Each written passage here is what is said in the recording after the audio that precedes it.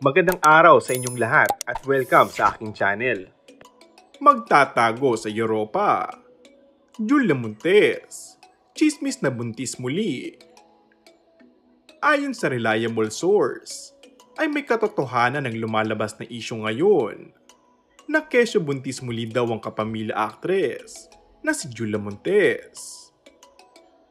May nabablind item na di umunay buntis, kaya mawawala muli sa bansa at matatagalan ng pagbabakasyon niya dito. Mga netizens ang nagpangalan na si Julia Montes daw ang tinutukoy sa blind item at si Coco Martin naman daw ang sinasabing sikat na boyfriend na aktor. Deadma lang naman si Julia at mukhang mag-i-enjoy lang sa mahabang time sa Europe.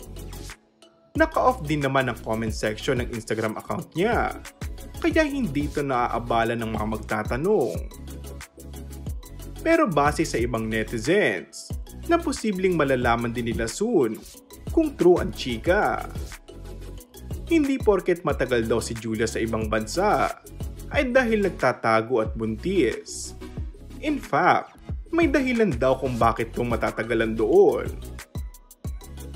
Kamakailan nga ay marami ang nakapansin na hindi ito nagpapakita o hindi muling aktibo matapos ang bakasyon nila ng boyfriend na si Coco. Kapansin-pansin din na wala ito sa pa-Thanksgiving party para sa 5 breakups in a romance na umabot na ng 100 million ang kita.